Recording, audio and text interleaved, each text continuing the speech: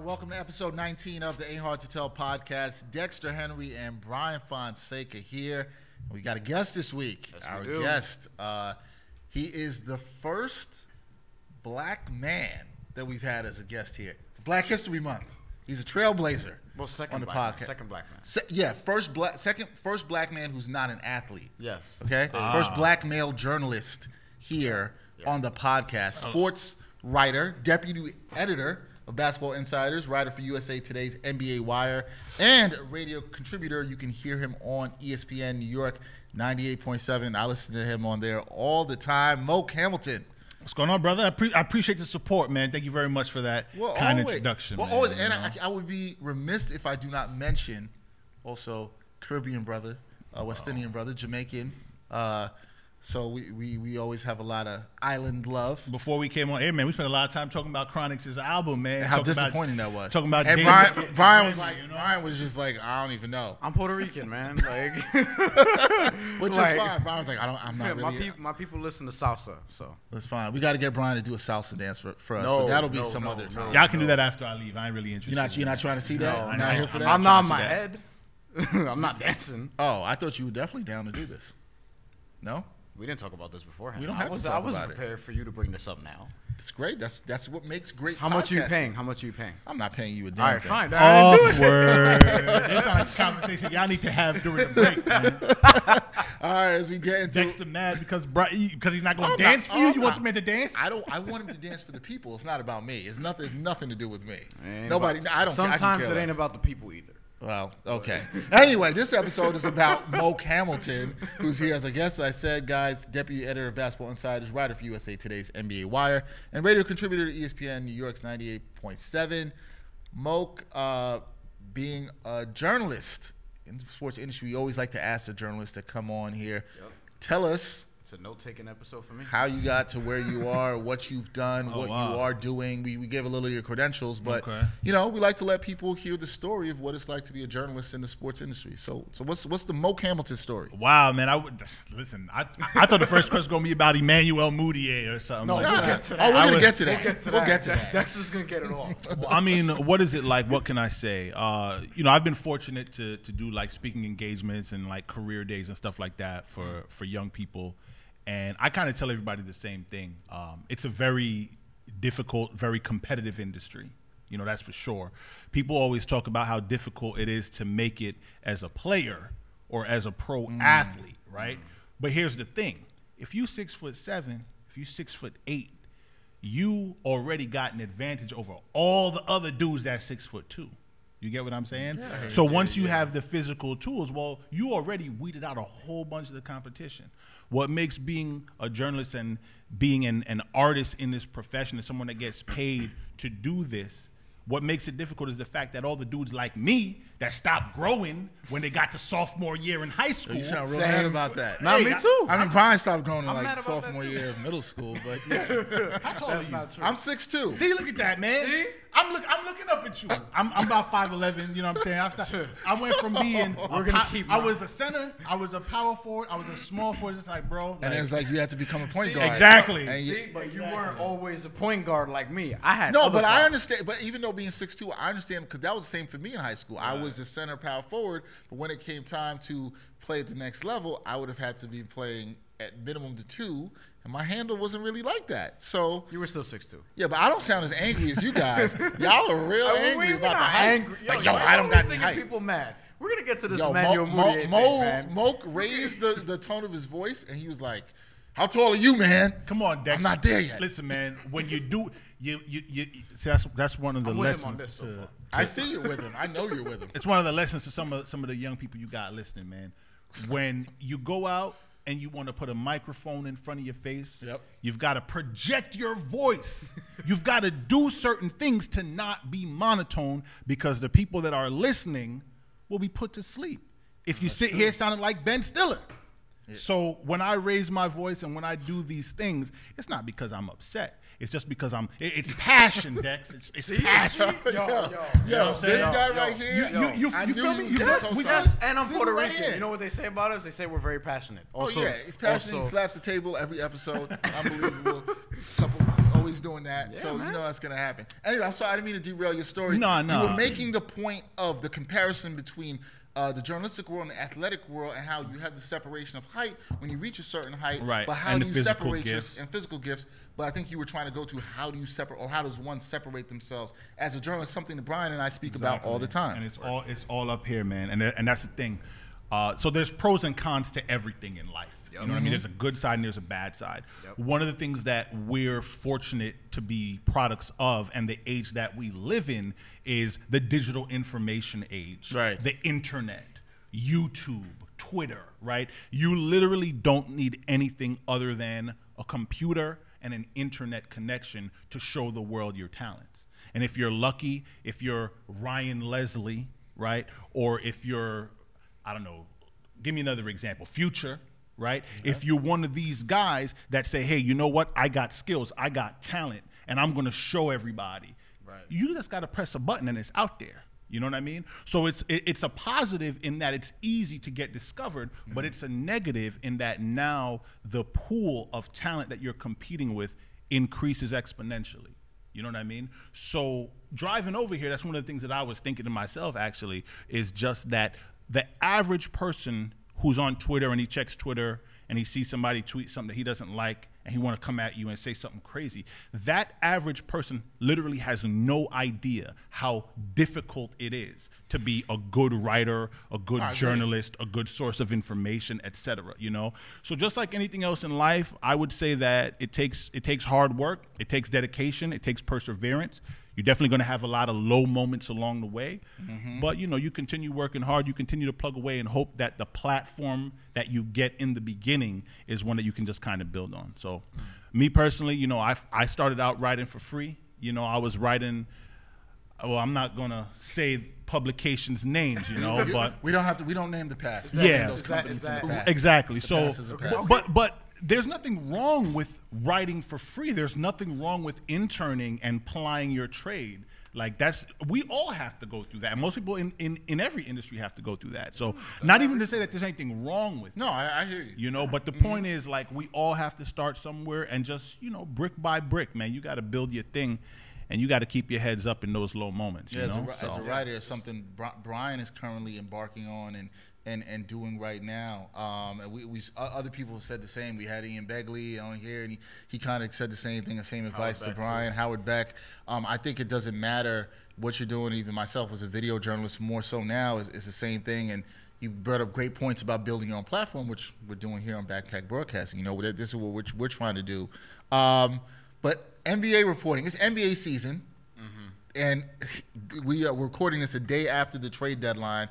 First, the trade deadline was, I don't know about y'all, I know that, Emmanuel but Mudiay yesterday, trade, I'm going to get to that.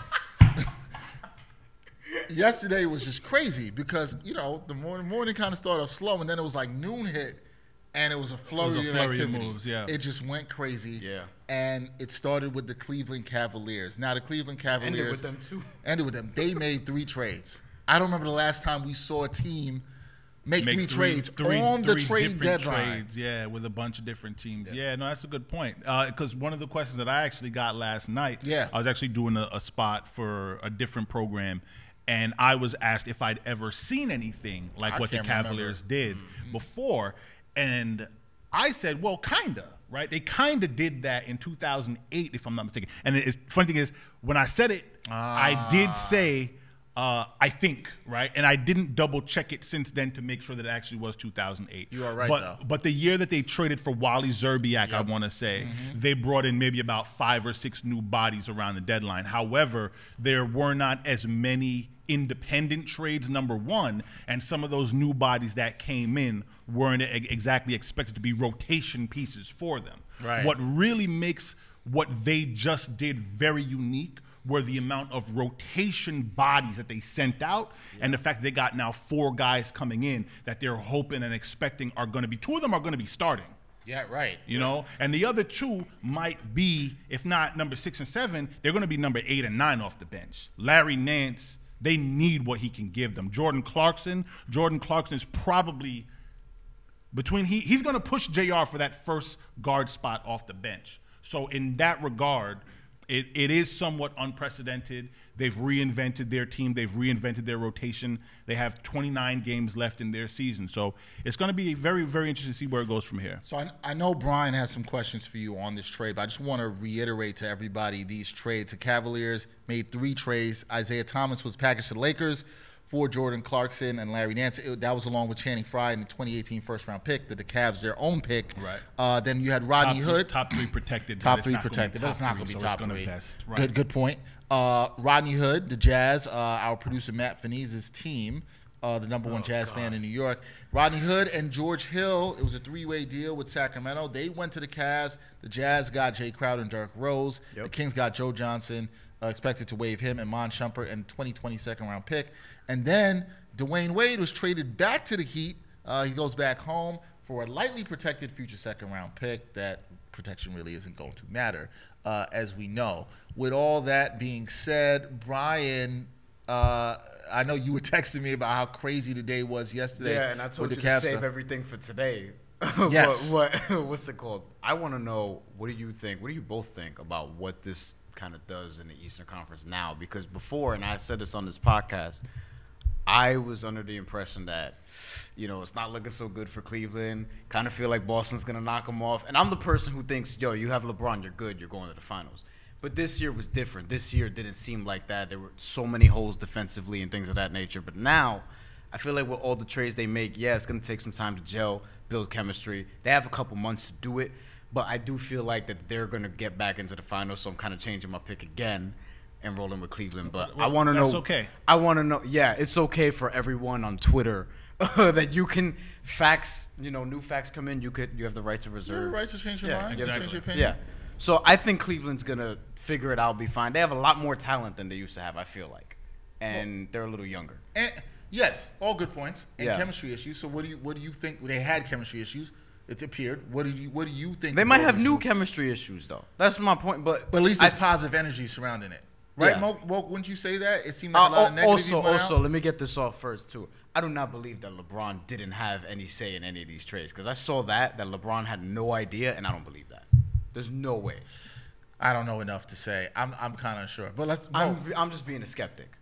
Well, I don't blame you. One thing that has kind of been apparent to the Cavalier organization is that LeBron has kind of, not just this season either, like over the past few years, he's tried to divorce himself more and more from the things that they do and the decisions that they make, because he doesn't want to be the one held responsible if it doesn't work, right? So like public opinion is going to say, oh, well, LeBron is the GM. He's the one trading Dwayne Wade and blah, blah, blah. Like public opinion is going to say that regardless. Yeah. But he himself, to the organization, has kind of taken a step back, because he doesn't want to be the one with blood on his hands, so to speak. And if it doesn't work, he doesn't want for them to not win and then leave. And they're like, oh, well, you made us re-sign. He was vocal about re-signing J.R. Smith, right? And he was vocal about doling out some of the big dollars to some of those other guys. Tristan Thompson. Right. But in terms of the day-to-day things that they've done, my understanding, my impression from what I hear, he's kind of divorced himself from that, which in large part is resulting in people believing that this is, in fact, his final season in Cleveland, because he doesn't really seem to be as invested, To answer the original question about how I feel about the trade. And how it affects the East. And how it affects the Eastern Conference. So before the trade, I was pretty sure that the Celtics were going to be able to knock the Cavaliers off. Yep. And part of the reason why is what became apparent in Cleveland when you watched and when you speak to people was the fact that these guys really just didn't like each other. And we as fans and people that observe the game, for the most part, we really don't give enough credit to something as simple as liking the guy next to you. We think that you can put guys together that have talent in a locker room and that it's going to work itself out. But the average person doesn't understand that if I'm Frank Ntilikina, right, or if I'm a player like Ntilikina in his shoes, and my general manager trades for Emmanuel Mudiay, the fan wants to say, oh, well, it's great because now we have two 21-year-old point guards and they can play together, right? I see it. Right? I'm just gonna clap to that. That's what a lot. That's a utopia. That's a utopia. Okay. I agree. It's not reality. And I don't know Frank Ntilikina well, and I'm not going to act like I do. Right. But a player like him in his shoes, a young guy who wants to be great, who's fighting for his own, is going to look at Emmanuel Mudiay come in the locker room and say, it's my job. Damn right. What you bringing him here for? Damn right. I can do this. And that dynamic poisoned the Cavaliers locker room.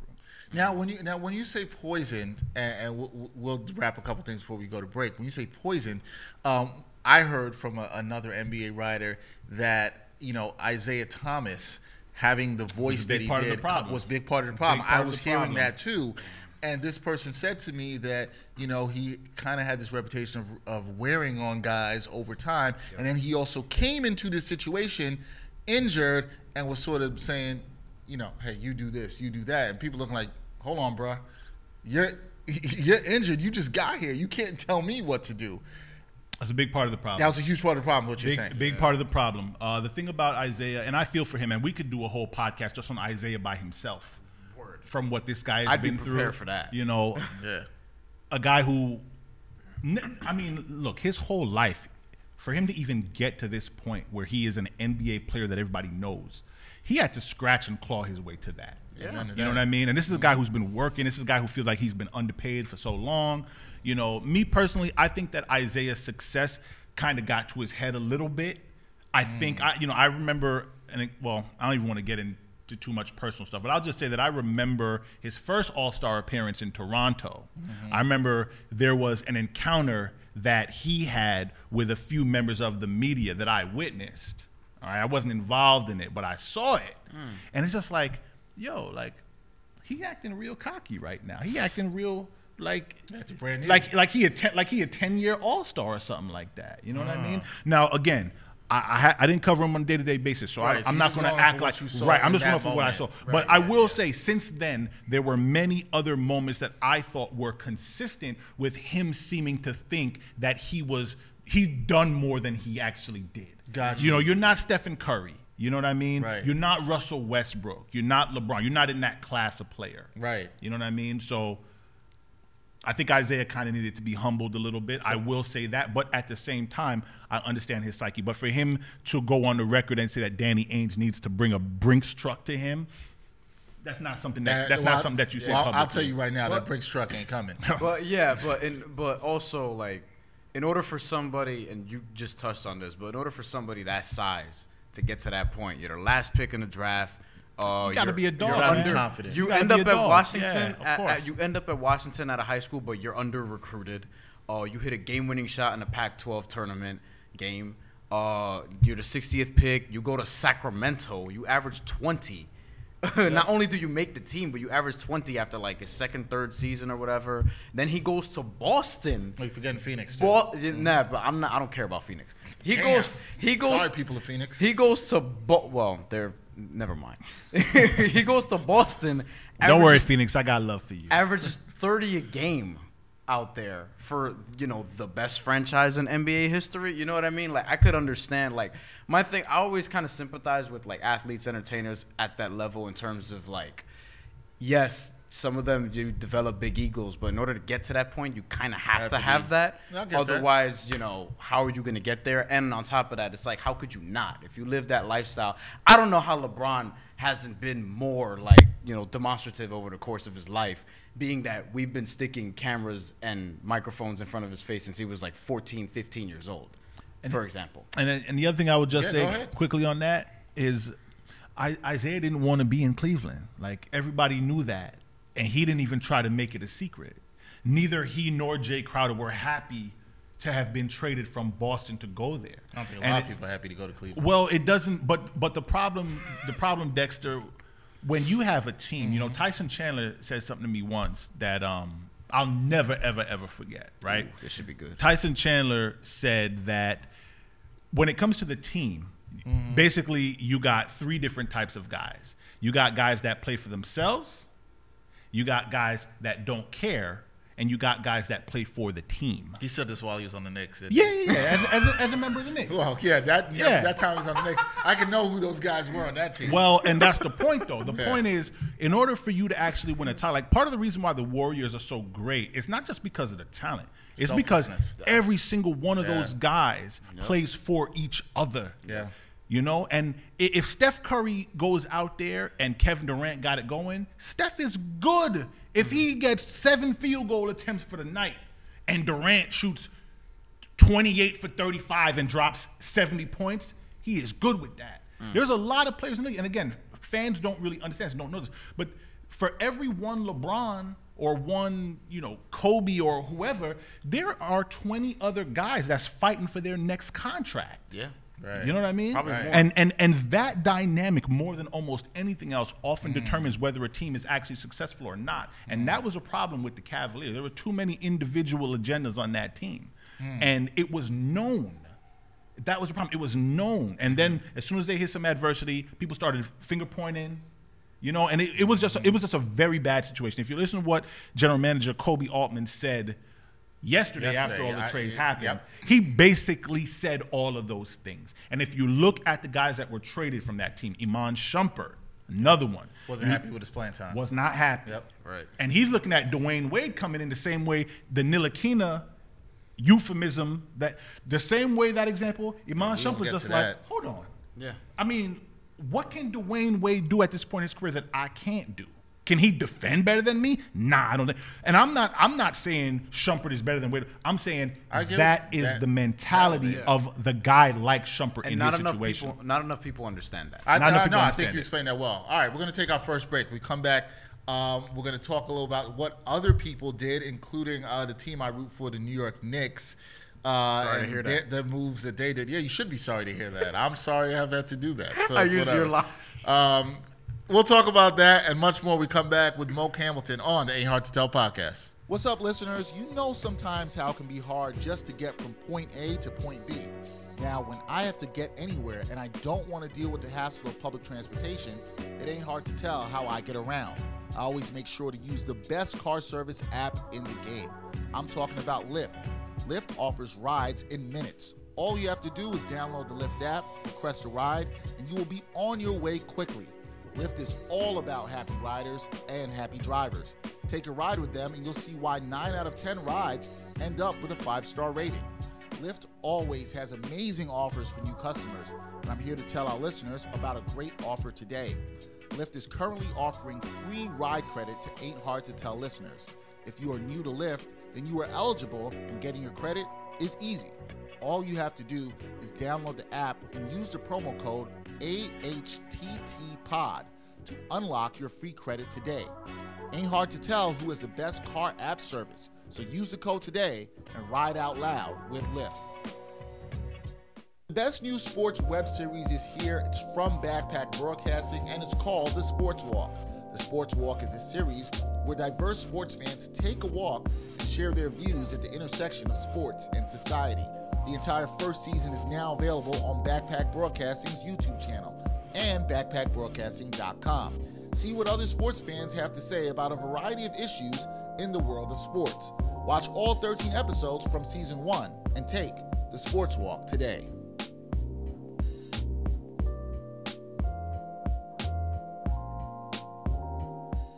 All right, welcome back to the Ain't Hard to Tell podcast, episode 19. Our guest, Moke Hamilton, the great basketball writer for Basketball Insider's deputy editor, a writer for NBA Wire for USA Today, on the radio tons of times, and now he's with us. And we talked in the first segment about the Cavs and their problems, and Moke brilliantly went inside some of the issues with the Cavs. We're going to get into our producers, who they have their teams they root for, the oddball fans they are here in New York. We're going to get to them in 1 second. One thing I want to ask you Who you root for? Well, I root for an oddball team, too. Okay. I know what my franchise is. And he's from New York in his defense. But here's the thing, though. I'm not going to sit here and let Dex talk about who anybody else wants to root for if you tell. Now, first of all, I was born and raised in New York myself. All right. So you're saying I'm delusional? No, not even. I wouldn't be mad at that. No, like, okay. Hey, delusional. That word ain't come out of my mouth. Delusional, but that's fine. Nah, but here's the thing, brother. My memories of my first memories of basketball was Patrick Ewing. Because, my family is all Jamaican. You know what I mean? Okay. So now, years later, the game of basketball has exploded in Jamaica, right? It all goes back to Patrick Ewing, man. So my first memories was Ewing with the drop step, fadeaway jumper on the baseline, splash. Yeah. You know what I'm saying? So I'm with you in the support for the organization and such, to an extent. But as a Knicks fan, brother, man, you can't talk anything about anybody else's team. If they a Nets fan, if they a Jazz fan, if they a Cavs fan, you can't say nothing bad. Don't even try it when I'm here, Dex. I got y'all backs. Don't even worry about it. I wasn't gonna come. We gonna keep the man know honest. What? Here's the thing. Moke is right. I can say when I'm wrong. I am not. See? I told you. I am not coming in anybody's team. I think they are unique fans, and I think they're interesting. I'm just messing with you. I Dex. have never met a Jazz fan until I neither. met Matthew Feniza. Me neither. I have never met a Jazz fan. Yeah, me neither. Ever. And I've never met a Wizards fan that, was white. I've met Wizards fans that I went to school with that are from D.C., but I never met any Wizards fans, so it's just unique. I respect that they're in New York rooting for them, but you have to. The fact that I've gone through rooting with all this pain that the Knicks have caused me in my life, they're probably taking years off my life. You better not make your daughter. You a Jets fan or Giants fan? Oh! You a Jets fan? Yeah. Me too, brother. I grew I'm a up Jets in fan, Hempstead, man. I'm a Jets fan. I'm a Jets man. fan. And Yankees or Mets? I love suffering. So You're a Mets fan? There we go. Suffering. I love suffering.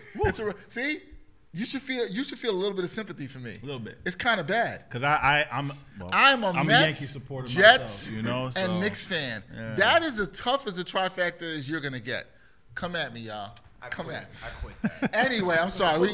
We got sidetracked. The Cavs. We just want to say one thing on them. Brian and I were wondering about how it affects the East. Oh, Do yeah, you right. give Didn't even Boston? get into that. Yeah, we didn't really touch upon that because we got to other good stuff. Right, But right. Do you give Boston and Toronto, with all the dysfunction that was going on, and now these moves, do you give them a legitimate shot at still winning the East and getting to the finals? Or are you like Brian, where Brian looked at the information that's coming now and it's kind of like, no, I'm kind of going back with the Cavs. Yeah.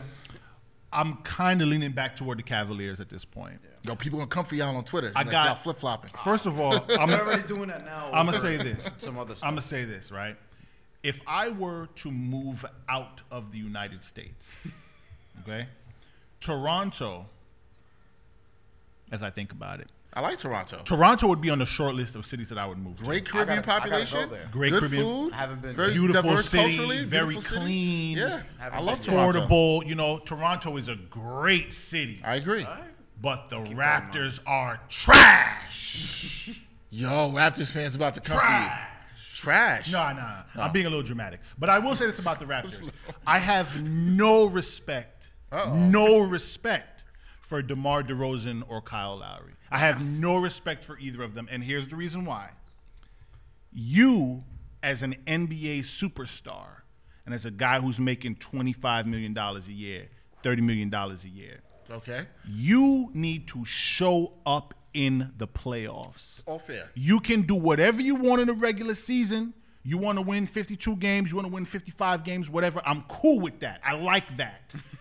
But when you get to the playoffs, it's time for the big boy shoes to come on. And they haven't the court. showed up. It's fair. And they have not showed up. So Yeah. if you ask me if I'm going to give the Raptors the benefit of the doubt, the answer for me is a resounding and emphatic no. Even with DeMar DeRozan's play sort of Don't looking care. elevated. They'll be out in Don't the care. second round. Don't care. They'll be out in the second It round. means nothing to me.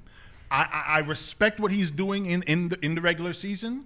His game has taken a leap forward. Shots gotten better, shooting better from downtown. It is tremendous. Yeah. However, Yes. when that calendar flips to May, if those numbers don't stay the same, it means nothing, Dexter. And we've seen this the past couple of years. That's why you asked me about the Raptors. I'm like, look, Pascal Siakam, Norman Powell, Jakob Poeltl.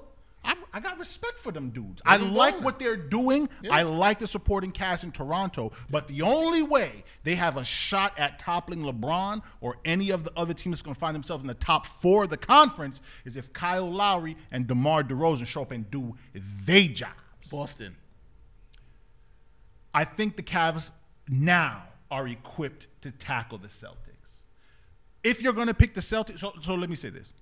Over the course of a 7-game series, The problem that the Cavaliers have now, without Jay Crowder and without Iman Shumpert, they don't got nobody to defend Kyrie Irving. Kyrie is going to be able to do what he wants against them. LeBron He was anyway, no? Well, but at least when you had Jay Crowder and you had Iman Shumpert, you at least had some bodies you could throw So at you're not him. believing in George Hill. Well, I mean, You're probably throwing Jordan Clarkson at him too now. That's not good. yeah, That's, I don't think that's I actually. mean, but a you pro. had Isaiah Thomas, so I mean, like, that wasn't good either. Yeah. Yeah. Overall, you can look at the pieces and say they're going to be a better defensive team. But when it comes to guarding Kyrie, and now here's a problem: if you put LeBron on him, LeBron might be able to do a decent job. But I mean, come on, man, LeBron is going to be 34 years old. He don't want to run around and chase Kyrie. And then if he does, what kind of gas is he going to have left on the offensive end? Right. However, Jaylen Brown, Jason Tatum, the Celtics, by many measures, are the best defensive team in the league, certainly in the Eastern Conference. So maybe they'll be able to slow LeBron down. But at this point, I'm going to give LeBron and Kyrie, I'm gonna call that a wash. I'm going to give LeBron the respect of saying he's going to be able to shoot 55% against these guys still. Yeah. Okay? So that's a wash. To me, when I look at the supporting cast, it's tough, man. You flip a coin. I'm not really sure where to go. Obviously, it depends on what happens with Kevin Love now coming back from the injury. But same way with the Raptors, how you got a bunch of guys on the team that the average fan might not know. All four of these guys that the Cavaliers brought in can play. All four of them gonna be able to mesh well with LeBron. So they're going to have a good team. And if you're asking me if the supporting cast of the Celtics is better than the supporting cast of the Cavaliers, at this point, I kind of shrug my shoulders and say I'm not sure. Because I don't know what Jason Tatum's going to be able to do come playoff time after he played 75 to 80 That's regular fair. season games. That's fair. Same thing with Jaylen Brown. Yeah. That's You know all what I fair. mean? I agree. What I will say with the Celtics that they pulled off on deadline day, what nobody's really talking about, Signing them up dudes Greg just Monroe. signed Greg Monroe. Yeah, it was a good move. And Greg Monroe can play. Yeah. So in the whole thing, Greg Monroe may actually be the determining factor of who comes out of that series. But at this point, I think the Cavaliers are much closer. They got younger. They can run. They can play faster. Yep. You know what I mean? I think they're much closer to the Celtics now. And at this point, I flip a coin if you ask me what I think. 2 more weeks, I might have a different opinion after we see how it all comes together on the floor. Twitter's going to come for y'all for flip-flopping. Cleveland is 7. Listen, man, I ain't scared of no Twitter, man. I've been listen, especially them Knicks fans. Them Knicks Oh, they're fans crazy. are Crazy. yeah, Oh, they're yeah, crazy. yeah, I know they're yeah, crazy. yeah, They're yeah, crazy. yeah. But let's talk. I enjoy picking on them sometimes. A little too much. Especially when it comes to like Knicks Nets things. Crazy, I just be tell like, you. I know they're crazy, and I've just said before. I've said there's a lot of rational ones out Yeah, there. that's true. Brian, They're not worse than Jeff fans though. Probably not. Brian, I'm gonna let you take it with asking our producers, the fans of the teams that they are, that I can't come at them because I'm a Knicks fan. So I'm gonna have you. Let's see how Matt and Matt are doing with their teams.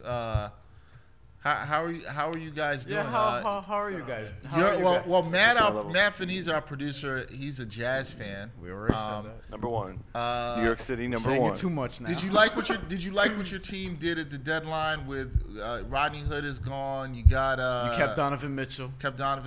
I was hoping to did. trade him That's to the all you Knicks. care about. Yeah, right. That's on. You No, wanted to get Joe rid of Ingles you too. wanted to get rid of Derek Favors. You didn't do that. That's all right. You wanted to get rid of Ricky Rubio. You didn't do that. But Rubio's averaging 24 points over the past 9 games. Can't shoot. Stop it. Every time he gets the ball, I still cringe, but he makes the shot. Okay, the dude's playing well. He just had a career high the other day. 34 points in a game? It's crazy. Anyways, Rodney Hood, You Joe. said he did. Yeah. He did. He did. He Oh, I did. thought you Yeah. asked the No, No, he had- that's the no. question. I'm saying like, It he would've No, did. been he had a funnier career if high. he just asked, like, all right, No, whatever. okay. Rodney Hood and Joe Johnson leaving. Joe Johnson, towards the end of his career, both had expiring contracts. The Jazz, I'm not too confident they'll make that 8th seed yet, but Johnson wants to be on a playoff team, so him leaving, not that big And of a he deal. wants to be around people he could identify with, probably. You got to play that card? You got to play that card? Oh. Okay. Rodney Hood, on the other hand, he had a spot on the team, but he had too many injuries, and Mitchell kind of just took over and stole the spotlight. So once he came back, he really didn't have any place there, and I think there was some internal conflict somewhere. But him leaving isn't that big of a deal either. So, but Crowder and the guy they released, The guy they released. Yeah, Derrick Rose? yeah. That's what we're calling Derrick Yeah, Rose. the guy they released. God, I was the not mighty have happy fallen. about getting Derrick Rose. I mean, And then I checked Twitter 5 minutes later. Derrick Rose will be released. Yes. Yeah. I was happy about that. Actually, he did. Yeah, that's fair. He Did, texted our did, group chat. And he did was you mad did about you it. happen to see the video of the guy that was like he was under anesthesia in the hospital? And you guys don't know what I'm talking about? No, I don't know. I'm lost You, on you this. got to Google this. I heard about So it. apparently there was some guy, I don't know what kind of surgery he was having, but there was like some dude that was apparently asleep during the trade deadline. And for some reason, like his significant other wakes him up and sticks a camera in his face, and she's recording the whole thing, and she's telling him about what the Jazz did during the deadline, and he's high, right? So he's just like, he's like, what? Like, we traded we got Derrick Rose. Derrick Rose is terrible. He sucks. It's actually very funny. And it's like, well, we got Jay Crowder. And he's like, but Jay Crowder, well, he was good in Boston, but he sucked on the Cavs. You can't wake somebody Like up from being he just under wasn't like that. happy. He just wasn't happy. I wouldn't be happy if I heard that. But hold on. What kind of basketball fan are you if you schedule your surgery during the trade deadline? That's on you, brother, man. That's true. You know what? That's a fair point. You know what I'm saying? You're supposed to say, Doc, we're going to have to do this at 3:30 p.m. Eastern time. That's the time I'm not having surgery. You know what I'm ever. saying? It won't go well. My body will not react well. Did Now- you see the thing about Derrick Rose's wife being racist? No. Why is that relevant? Yeah, I'm just asking. No, I That's- haven't seen that. I will Former look- Utah Jazz player officially. I just want to know. Okay. Her Okay. tweets came No, up and man, things I like don't that. know. I'll have to look Did at I don't make it. it know. awkward I don't Uh, search that deep in Twitter. Our other assistant producer here, other Matt, he's a Wizards fan. They did nothing. They should have traded Marcin Gortat. There's beef on that team. Moke, are you making anything of this John Wall versus Marcin Gortat? I am. I definitely. Because I'm here for it. Hell yeah. No. So I'm like, yes. you gotta Matt, we're buy gonna it. let you get into this. You gotta buy it. And one of the things that have been consistent that we've heard about the Wizards over the past couple of years, and it's something that we kind of learned about when Paul Pierce was there. Okay, is that there's personality issues in that locker room. You know, there's definitely some sort of alpha male syndrome going on over there. I mean, John Wall and Bradley Beal even admitted this themselves. You know what I mean? Like this was on the record. You know what I mean? So, but the thing about the Wizards is there's so much talent there, but for whatever reason, they just can't consistently put it together. And I know they win the division last season, but people are expecting them to take a step forward, and they've done anything but. So when that happens, it's usually a dynamic. It's usually something in the locker room, usually personalities. And I think you've seen that come out right now. And last year they nearly beat Boston. They did. Had John Wall not get tired, they probably would have did that. Well, I picked the Celtics. Got in that tired series, from so. carrying that team on his back anyway. That's not. Go- Yeah, pretty much. Matty P, were you disappointed that nothing was done at the deadline? No, I'm actually really happy You're actually happy. because like the he only likes the Polish hammer. pretty much, yeah. Because like that was like the only talk they had about like if they were gonna like make a move or something. It was either trading Gortat or getting DeAndre Jordan. Both, I did not like. I'm actually with. Yeah, we asked you that before. Yeah, I'm we with you discussed on this that. before. Like, I do not like DeAndre So Jordan. you're fine. I'm fine. I'm like, I think this like really does hurt them more than like how they are now. I think this like really does like harm the team chemistry a lot. We're talking about the beef with Wall and Gortat. But yeah, that and like it was made public that they were looking for someone to trade for, specifically Gortat. It wasn't like, oh, we're gonna like Gortat, Wall, or whoever else. It was just him. And So, his like, name being out there, right? Yeah, so he might not take a liking to that, and he might not play as well. So Well, that goes kind of into what Moke was saying earlier, how things can affect. I'm not expecting chemistry. much from Yeah, him. you got Gortat tweeting out what was it? Unbelievable win tonight. Great team victory with quotations team in over caps. Yeah, no team in quotes, quotations. okay. And then John Wall talking like, what did Gortat say about John Wall specifically? The first time that made John Wall say, "Oh, you get the most spoon-fed baskets." It was that. He was asked believe it about was that. that He same was remark. asked about that on, I forgot what he was on. It was like Players Only or whatever last week. He was asked about that, and he responded with that. Yeah, and John Wall was So- like, "Yo, let's talk face to face." They're beefing, and I would be there, love to be there for that conversation. Oh yeah, because I feel like John Wall comes off to me as somebody like you shouldn't try him, unless you really want to like take it there. And Marcin Gortat, I mean, you might want to take it there. So I'm not gonna sleep much. Do you believe in the Wizards? Believe in them how? I meant Like believe in like magic, like they gonna pull a rabbit out no, they hat. no. They didn't pull a rabbit out. They're not gonna pull a rabbit Oh, out get of it? 'Cause nowhere. Wizards, But do you believe in them as being anything beyond a second round team? No. So you're looking at them kind of the way you look at the Raptors. yes. Yo, we agree on everything. Absolutely. No, I'm We with agree. with We agree y'all on on everything. that. But but Dexter. So let's Because be fair. people, there's always, this is coming. But it's the same and thing, somebody's going to say, especially the Wizards started playing good without Wall for a little bit. Somebody's going to say, no disrespect, Matty P. They Somebody's might be better off without him. that one. No. And two, they make a little run. Oh, this is the year the Wizards are going to come. They've been talking, and now they have the Cavs number. I'm like, nah, you got to show me. What have they shown me in the playoffs? Look, if LeBron goes to the Lakers, all right. If LeBron goes to the Lakers, when you start stuff with ifs and like if this happens, you But that's- you already know. that's man. my point, though, and that's the reason Yeah. why it's so easy. Then to, that gives the Wizards a chance. Is that what you're about to say? yeah. All right, I agree. I mean, because that's the thing, right? If you're asking me if the Wizards are anything more than a second round team, That's what I meant. No, That's what I meant by same thing as the believe. Raptors. no, and I understand. Because the Eastern Conference Finals is most likely going to be Cleveland. Celtics, Cavs. And that's the point. The point is, you're basically asking me if I think that the Wizards would be able to beat either the Celtics or the Cavaliers in the To seven-game get to- series. yes. And I'm just like, No. well, no. They No, came definitely close to not. Boston last year, but Boston got better. Like Boston got Kyrie. It's a different team. They got Boston, Tatum. yeah. Jalen Brown's better than I thought he was going to be. I will say this about Washington, though, and what I do like about Washington is I think their ceiling. I mean, I don't know what the personality issues are, but when you talk about talent, like Otto Porter and Kelly Oubre, like these guys are not even close to their ceiling. And I know it's weird to say that about Otto because of the contract that he just got. Yeah. But the reason why he got that contract is because the guy can play. Like, he's a really, really good basketball player. You know what I mean? And if he wasn't number one last season, he definitely was top 3 in three-point percentage. And at his size and for his versatility on the offensive end, to be able to shoot the ball like that, like that's a guy that you can win with. You know what I mean? And I mean, John Wall, say what you want about Wall, but in terms of floor generalship, I mean, he's a top 5 point guard in the NBA, right? I agree. You know, and if he's not top 5, Marcelo Todd doesn't agree. But well, I agree. well, hey, you know, as far as that deal is concerned, I mean, I thought that, from what I heard, I thought that Kelly Oubre was a piece that the Clippers would have wanted in return. Yes, I heard that. So I believe that Gortat more so would have just been a casualty of the trade, and they probably would have needed his salary to match up with DeAndre's. But Oubre is who Doc really wanted. Yeah, I don't think anybody who's making a trade for Gortat is actually making the trade for Gortat. Exactly. They want whatever else. So in that Yo, Oubre. Gortat's coming for you, man. Where?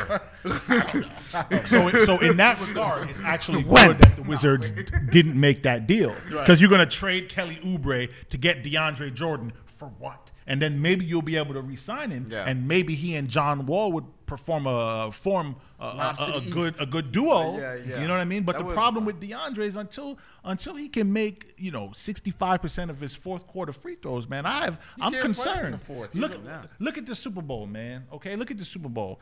Like, so many points were left on the table, right, by the Patriots. Didn't Kowski? What's the kicker's name?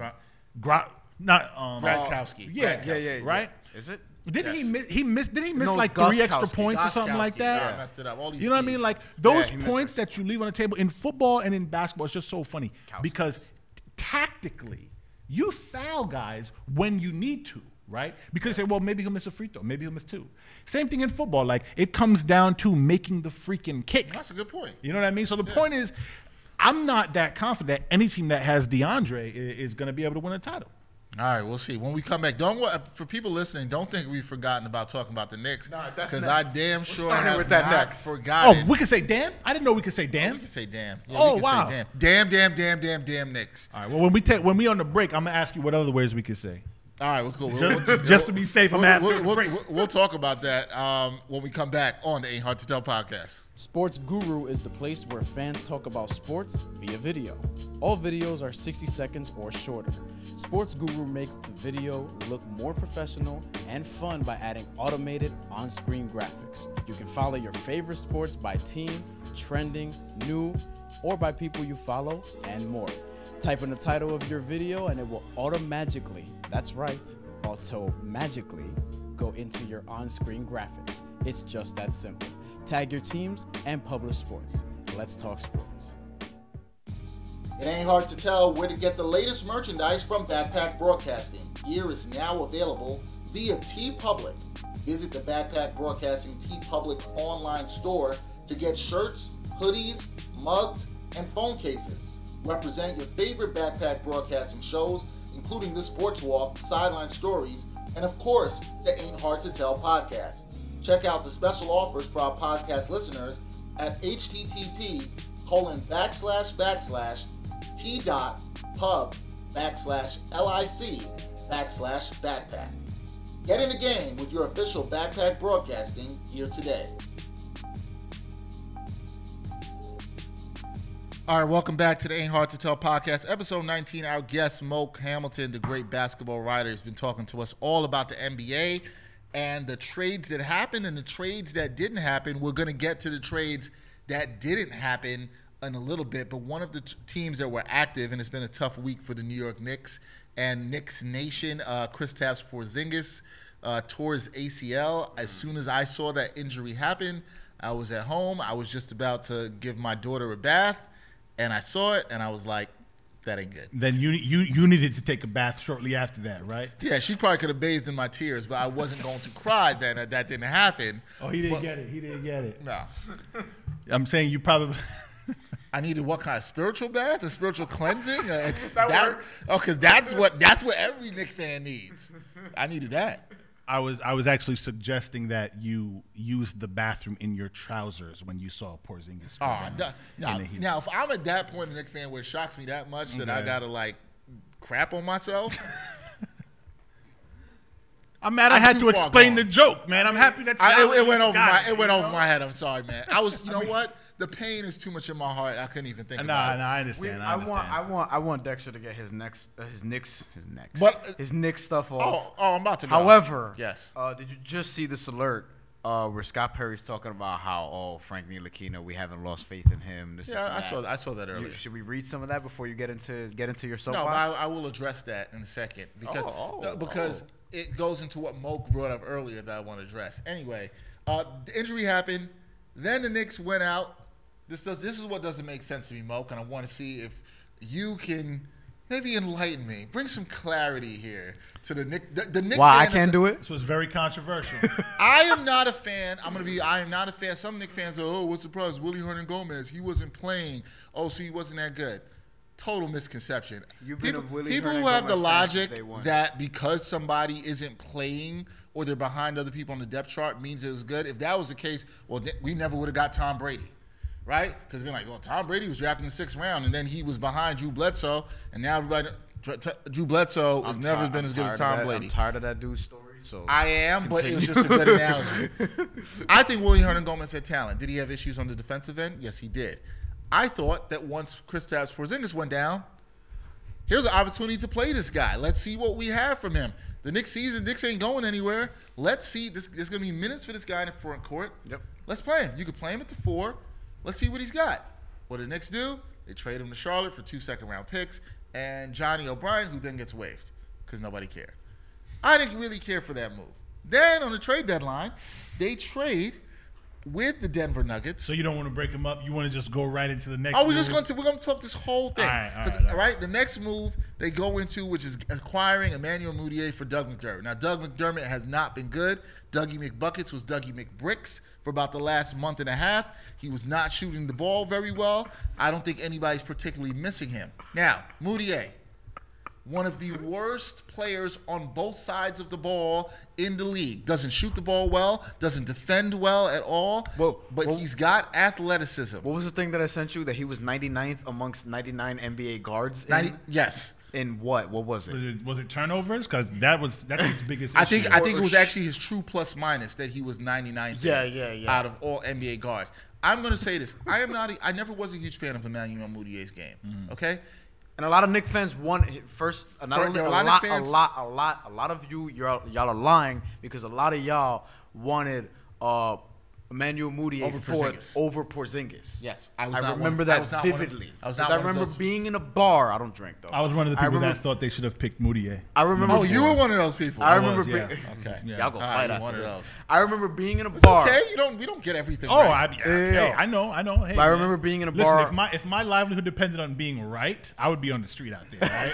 Yeah. See, but more reporters need to admit that and stop acting like they know everything. And then we don't call them out. We don't call out the people when they're wrong. wrong, but that's all. But I remember being in a bar with my boy Kevin, right? He's a Knicks fan.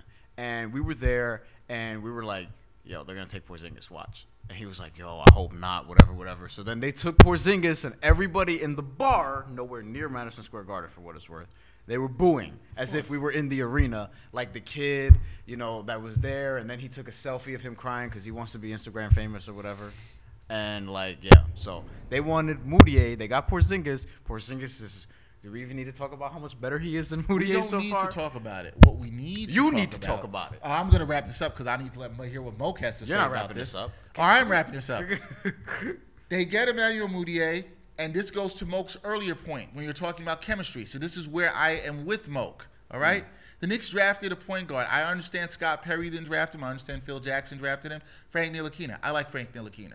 I think Ntilikina is a good point guard. I like that he's good defensively. I think he can run a team. He's a good passer. He needs to be a little bit more aggressive with a shot, but I think that would come with playing time. Yeah. Now you go and get a guy who plays this position, has proven to me in a much larger sample he doesn't play the position as good as Frank Ntilikina, and you bring him in here, right? Into a already crowded backcourt where you have Jared Jack, who's time for him to sit on the bench and let Ntilikina play, something Jeff Hornacek is doing that's stupid, and you bring in this guy who's not that good. But some people are excited because they somehow believe that Emmanuel Moutier is going to be the second coming of Russell Westbrook.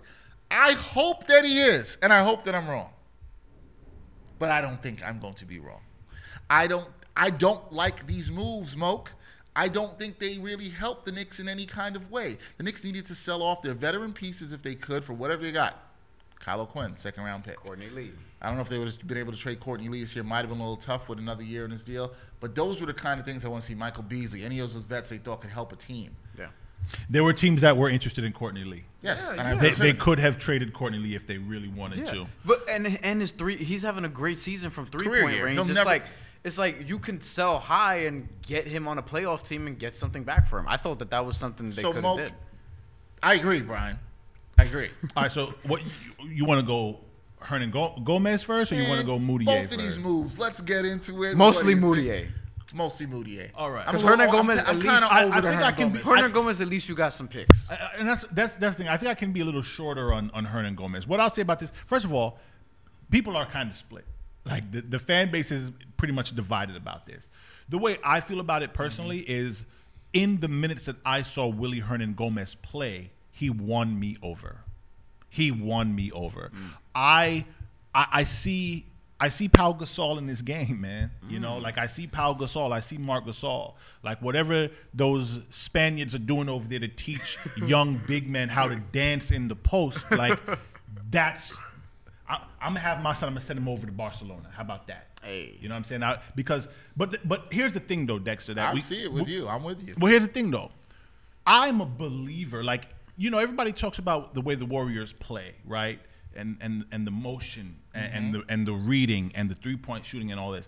There's a lot of people in the NBA and around the NBA and a lot of general managers and a lot of advanced scouts that truly believe that you just can't win with a player like Willie Hernan Gomez. You know what I mean? And that's part of the problem because Willie doesn't really play defense and Willie is not much of an outside threat. Right?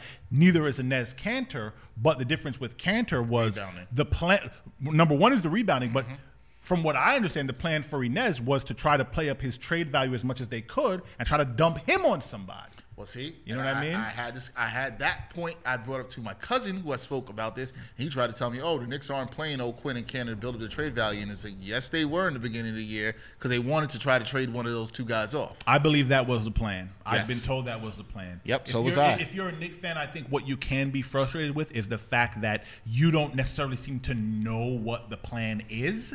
And the plan actually seems to be changing as they go along. I think that's been the problem for a long time for most rational Knicks fans. Now here's my thing though. Sure. At the end of the day, if you're upset about the Hernan Gomez trade or you're happy with it, I don't think there's a wrong answer. I can understand why you'd be upset, and I can understand why you'd be happy. Yeah, I'm kind of over that one. I personally, I trust Scott Perry. I will say that I trust Scott Perry. Do you, Dexter? Yo, you trying to make this real messy, man. You know what? I think the Knicks. I will say this. I think the Knicks, and I said this when Ian sat here, I think they're turning the corner as far as management and going the right direction, and they're at least seem to be committed to a rebuild, which I am fine with. So in that And now regard, they don't got a choice with Porzingis being out. yes. Yeah. So in that regard, I will have to say yes, I do trust him. Okay. One other quick thing. Sure, go ahead. The floor is yours. Orlando, you can look at Perry's tenure in Orlando and say that there were some questionable decisions made there. Yep. My understanding of that situation is that it was really mostly Rob Hennigan that was calling the shots, that was determined to do things his way. Hennigan, and I don't know him personally, okay, but from what I heard and from what I hear, Hennigan, if I'm not mistaken, was the youngest general manager hired in NBA history. He's a guy who came up in the Oklahoma City Thunder organization, Yeah, I think that's okay, correct. a fruit of the San Antonio Spurs organization tree. From what I hear, man, the plight of the Magic in large part was due to Hennigan wanting to do things his way. All right? Not necessarily trusting the people that he empowered to help him make some tough decisions. You look at what the Detroit Pistons accomplished while Scott Perry was there beside Joe Dumars. You go back and you look at some of the players that they drafted. I actually looked at this, Dexter, because I thought Joe Dumars was the guy that the Knicks should have given a call. Oh, And I agree. Everybody wants to talk about Darko Dexter's in over church. Carmelo, right? Everyone wants to talk about that. But nobody wants to talk about all the picks that Joe Dumars absolutely nailed. And good trades.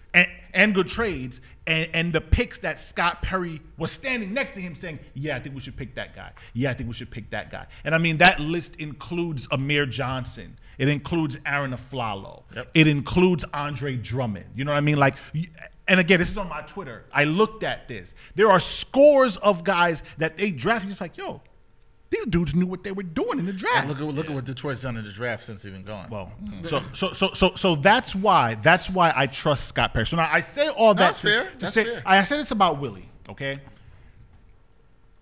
Do you think that Willie Hernan Gomez and Kristaps Porzingis are the front court that wins you a championship in New York City? That's one question, right? And then the second question is, do you think Willie Hernan Gomez would have been able to play up his perceived value to the point where if you did want to trade him, you'd been able to get a first-round pick for him? I think both of those questions can be answered with a no. If you think one of them can be answered with a yes, then you should be upset with the trade. But if you, like me, think they're both a no, then you say, well, we got 2 second-round picks, and we got a guy leading the front office who seems to know what he's doing drafting players, so give me them picks. I think it's more likely that the second question has more possibility of being a yes than the first question. Really? Yes. I actually think the front You court. think I mean, it depends. Second on, question being a first-round pick. Yeah, because let's say because the way I look at it like this is, let's say he had played out the 2 years of his contract and he showed himself still to be a defensive liability, but a double-double guy. Then I think maybe in that year you might have been able to sell, depending on what the NBA climate was, to sell him for a first-round pick. I think that's more possible. I think it's way too far to project and say that he could have been a championship piece. I didn't know that. I'm not going to sit here and act like I know that. Well, it depends on So that's but what I can say to Moke's point is, and I'll let you speak. Sorry, Brian, I didn't mean to cut you off. I think that yes, if you're going by they did it, but if you're going by the logic you said, I understand what you're saying. Brian, go. I was gonna say, wouldn't it depend on who's your backcourt? Like in order. Well, yeah, that's why there's so many factors. I agree that, but that because the way Porzingis, if you have Porzingis, right? You have Hernan Gomez. It's not like you need 3 Kyrie Irvings in your backcourt in order to, you know what I mean, win a championship. I mean, I think with Porzingis, I think you ideally, like you're gonna need a great guard, yeah, and you're gonna need a couple other guys, 3-and-D guys, whatever the case may be. You never know with these teams. A lot of his pieces going around them, coaching, how they who's fit your in different bench, roles. like, you know what I mean. A lot of that stuff matters. So I hear your point. I want to hear what Moke has to say about Moutier, because I get your point. So I want to hear. Because everybody's gonna be like, Dexter, well, you ranted on Moutier. What does she got to say about Moutier? I think we don't know who Emmanuel Moutier is. I don't think we know who he is. Knows who he is. I don't think we know who he is. You know what? This is the 3rd year of his career. Yeah, I always say I think it takes 3 to 4 years to evaluate. Third year talent. is the charm. 3rd year is the charm for sure. I think, and I'm somebody who For teaches some people. patience most of the times. I think a lot of fans are impatient. I don't like what I've seen from him. I'm not in love with his game. That doesn't mean he can't put it together. Yeah. We've seen this from other players before. Look at Chauncey Billups. Okay? Jimmy Butler. Yeah, there are guys who didn't do well. Gary Payton averaged 8 and 6 the first couple of years of his career. He's a Hall of Famer. I'm not saying he's going to. What about Johnny Flynn? He averaged double digits, and then that was it. Yeah, so you can go the other way too. Let me. So I guess to just be simple and somewhat concise with it, Dexter. This is the way that I feel. And I think you and I kind of see this the same way. Yep. No matter what way you slice it, the Knicks traded themselves into what appears to be a controversy and a logjam that they just really didn't seem to need. I agree. I think that's my. But this is their history, though. Like this has been happening because some people, both of your producers are nodding like, yeah, it's exactly true. This has been happening since. Thanks, guys. Since Dolan got here. Some people on Twitter made the point to me that Ntilikina might actually be a shooting guard in a point guard disguise, and that we just haven't figured it out yet. Okay, that's fine. But they have Tim Hardaway Jr. They still have Courtney Lee, right? They have Ron Baker. Like the backcourt is crowded. There's Ron Baker. No, wild. It's bodies, is what I'm saying. It's bodies and minutes. But no, I'm joking. But I understand what you're saying. So it's like, why did you do this? And then the other part of it, obviously, is the part that you and I see eye to eye on, is the fact that Scott Perry did not draft Frank Ntilikina.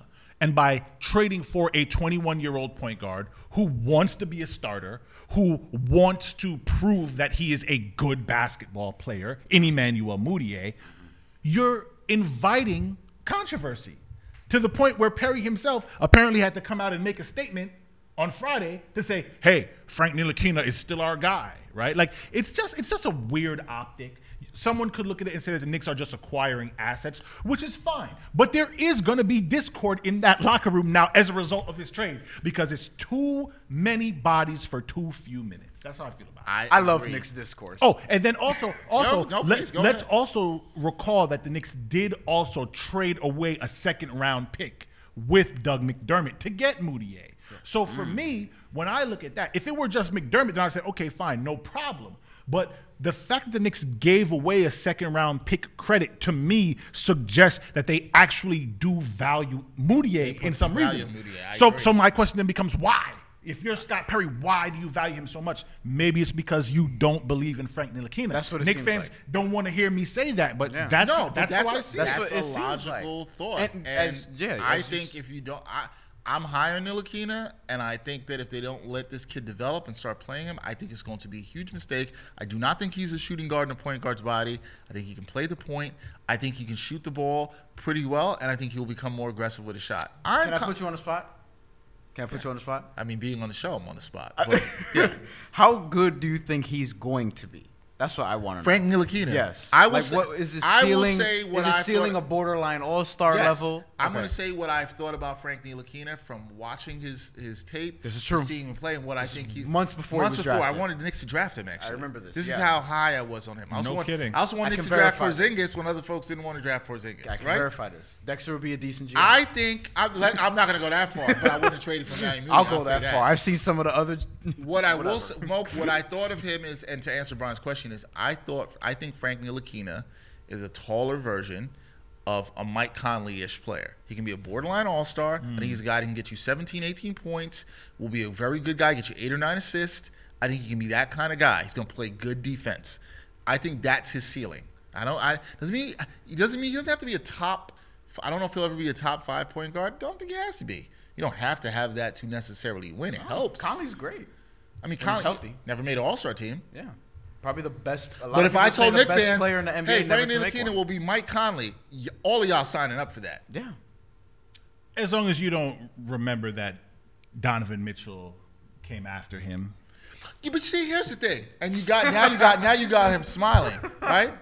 Here's the thing with that, and Donovan Mitchell's who I wanted after Frank Ntilikina. I'm going to say this. I know why you're saying. No, I'm with you on Ntilikina though. I feel the same exact way, and I feel like just like we don't know who Emmanuel Mudiay is, we don't know who Frank Ntilikina is. That's either. fair. We don't know. And I think what happens, especially in New York, but you had guys like Damian Lillard and Kyrie, and then before them LeBron and Donovan Mitchell, and Ben Simmons, even though Ben Simmons is kind of a red shirt. But rookies are not supposed to be this good. Like, for There guys we to go. come in the league It's a and rarity. light it up, like it's not supposed to happen. People don't understand how much of a rarity it is. You look one of the best players in the league right now, It's not supposed to Giannis. happen. Yeah. Look at his rookie year, Yeah. and look at his Social trend. media causes lost patience. Right. And people don't want to see the upward trend. They want to Right. say, "Oh, I've watched this guy play for 45, 50 games. Oh no, he can't do this." Right. Yeah. So So you people don't want to want- fire. People want to fire. Nets fans want to fire Kenny Atkinson already. So let me just say, we're fortunate to see a rookie come into the league and play as if his life depends on it and destroy everything put in front of him. Right. Yeah. We like seeing this.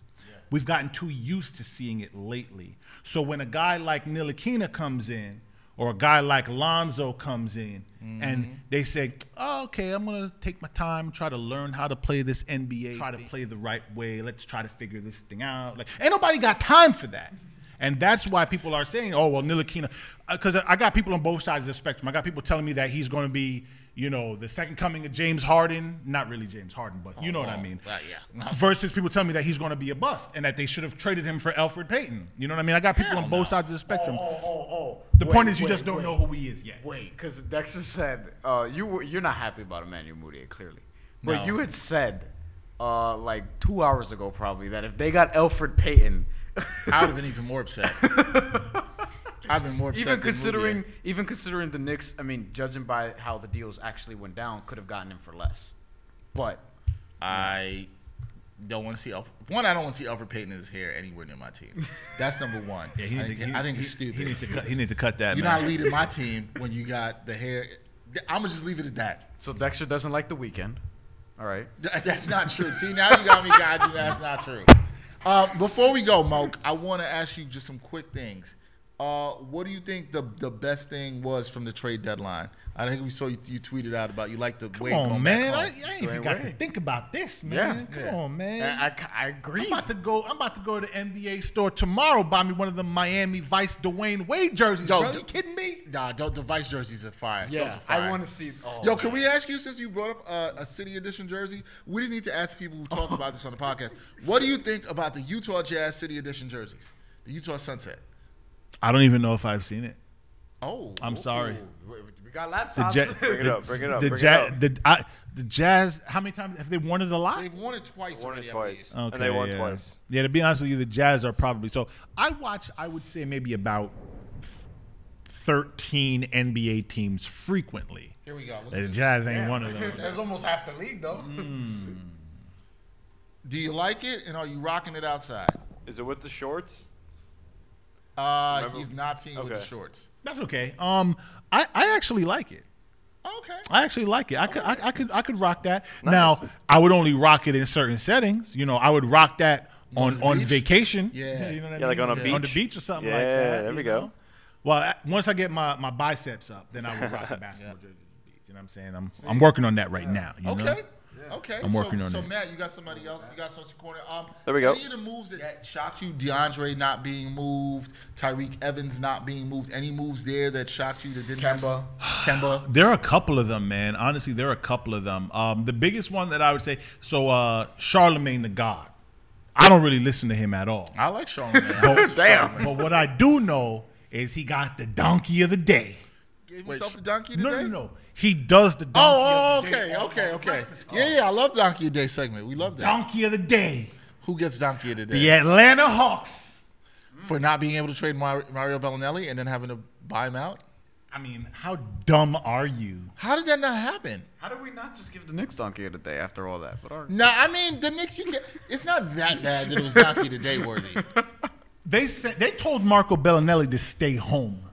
Yeah. Well, then when the They Grizzlies... said, brother man, we don't even got to see you for the next week. Just go chill, go home and watch some TV, you know what I'm saying? Do some crunches, keep yourself in shape. You're going to have a new home on Friday, February 9th. Don't even worry about it. They got offers for Marco Bellinelli. And they said, no, that's not good enough. We don't want to trade him for that. They got offers, second-round picks. And now they such. bought him out. And then they bought the man out for nothing. Well, now if they get Donkey today, are you not giving one to the Grizzlies too? They did the same thing with Tyreek Evans. Wait, Tyreek Evans? Yes. Wasn't Brendan Wright? No, Tyreek Evans, they sat him down for a week and did the same thing that you just described. No, but because they're except buying going out to keep him. They're buying out Brandon Wright. I can live with Tyreek number one because he ain't being bought out by them, is he? No, they say No, their no, intention no. to keep him. The Hawks bought Bellinelli out. So it is They worse. paid him to go away. And then here's the other thing with the Grizzlies was they actually had a deal at the 11th hour that they were trying to get done that would have gotten them Marcus Smart from the Celtics. That deal fell apart. So at least they were out there trying to get it done, number one. And number two, they ain't going to write Tyreek a check to let him go off and go join well, I was going to say the Clippers, but ain't nobody going to the Clippers. To go join the Thunder or the Warriors or the Cavs. Like, come on, man. Donkey of the day easily. Atlanta Hawks, come on, man. We can't even argue about that All one. right, that was dope. Look, that was. And Doc should have traded DeAndre Jordan. I'm gonna say that too. Yeah. He should have traded DeAndre. I agree. I would have Just not to the Wizards, I but would have yeah. called the Cavs and I would have said, "Look, just give me Tristan and a future second round pick, and we'll call it even." Because I don't know what the Clippers are doing. But now reports are saying that that was close. That could have happened. Well, I don't know why it did not happen. Because now, if you're the Clippers, you're gonna give DeAndre Jordan. Well, they probably wanted $25 million. They probably wanted the Nets pick.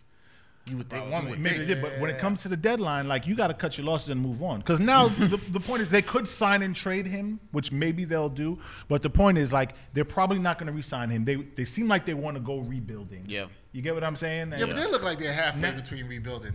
But that's the point. You got to hustling choose one backwards way here. or another. You got to choose which way you're going. I agree. That's I'm with true. you, man. You know what I'm saying? It was a So- very interesting, eventful trade deadline. It was. I'm not as angry about this. I got some things off my chest.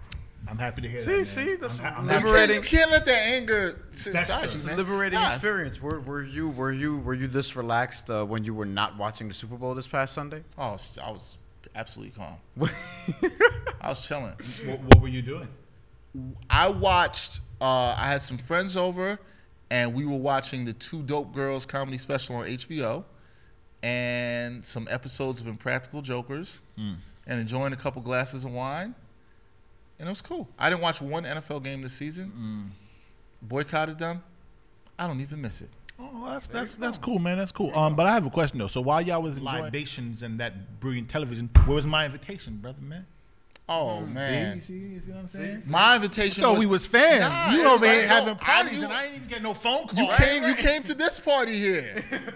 This is work, man. Look, man, we working. Look at this. Nah, what we do here, it ain't hard to tell. It's not even like I that. got a bottle of water, It's man. not I a wanted some red wine. Man, people don't even know if this could be vodka. We don't. People don't know it could be vodka. Yeah, I barely watched. It would Super make the Bowl. podcast much more interesting. Oh, if I that think a wasn't. lot more interesting. I might have said all kinds of things about the Knicks. I would have enjoyed that, but you would have been alone because I don't drink. It's okay. Yeah, we know that. Everybody knows now that you don't drink. That's not Yes. true. You've said it like 55 times. At least 55. Yeah. I went to the bar with my boy. I don't drink. Go count how many We'll have to times pull I've this up in actually the said. archive. But yo, what's Yo. it called? Wait, hold on, Yes. hold on. So real quick, so you didn't watch Super Bowl at all? No.